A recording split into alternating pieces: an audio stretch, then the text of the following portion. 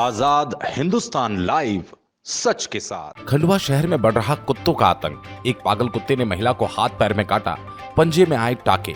एक महिला की गंभीर हालत, जिला अस्पताल में उपचार जारी। इसी कुत्ते ने अब तक 10 लोगों को बनाया शिकार, बच्चे बुजुर्ग सहित।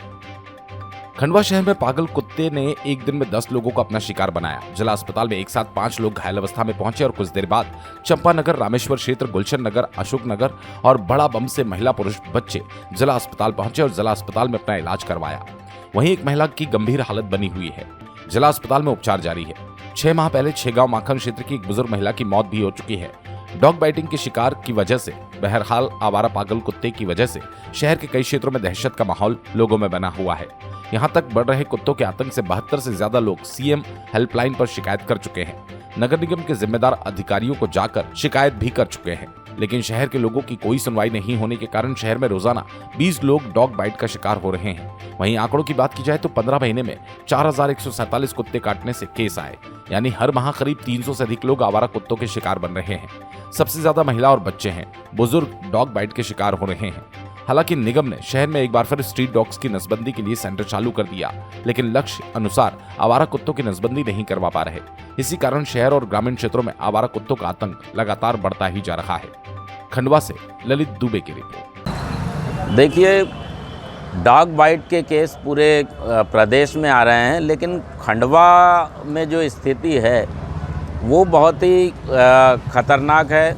अस्पतालों के रिकॉर्ड देखे जाएं, जहां पर रेबीज़ के इंजेक्शन लगाए जाते हैं, या निजी अस्पतालों में भी बहुत से लोग लगवा रहे हैं, तो इसको देखकर या सड़कों पर आवारा कुत्तों को देखकर ये लगता है कि हमारी जो नगर निगम की टीम है वह पूरी तरह से फेल है। और कई बार तो ये देखने में आता है कि इस तरह की औपचारिकताएं हो रही हैं, फ़ोटो खींच रही हैं, न्यूज़पेपर में आ रहा है, टीवी चैनलों में आ रहा है। इसके बावजूद कुत्तों की संख्या कम नहीं हो रही है, उन पर नियंत्रण भी नहीं लग पा रहा है। इससे छोटे बच्चे ज़्यादा प्रभावित हैं। रात में निकलने वाले या ड्यूटी करने वाले लोग अपने क्षेत्रों में जाते हैं तो उनका जाना भी दूभर हो रहा है। और कुत्तों के काटने के कारण जो फ़िलहाल तो असर नहीं दिखता है, लेकिन बाद में जो स्थितियां उत्पन्न होती हैं वो बहुत ही खतरनाक होती हैं। व्यक्ति की मृत्यु बहुत ही रेबीज़ के बाद बहुत ही ज़्यादा स्थिति खतरनाक हो जाती है और उसकी मौत हो जाती है।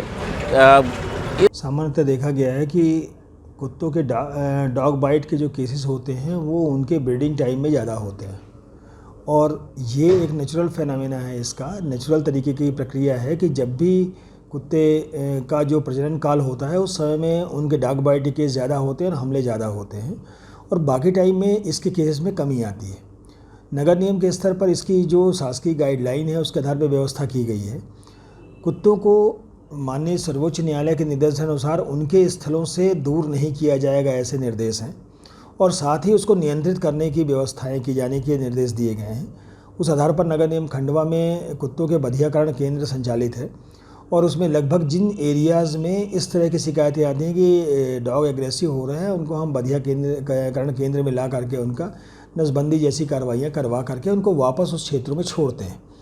इसके कारण डॉग बाइट के केसेस में कमी आई है, बंद नहीं हुए हैं लेकिन कमी आई है। लेकिन ये क्रमिक प्रक्रिया है, और चूँकि इतनी बड़ी संख्या में डॉग को कंप्लीट करना, उनका बधियाकरण कंप्लीट करना भी मुश्किल काम है, और हमको इकोसिस्टम पे भी काम करना होता है। तो इकोसिस्टम के अंतर्गत ही उनको एक लिमिट, एक निर्धारित समय सीमा में अपने पास रखकर हम वापस उन क्षेत्रों में छोड़ते हैं।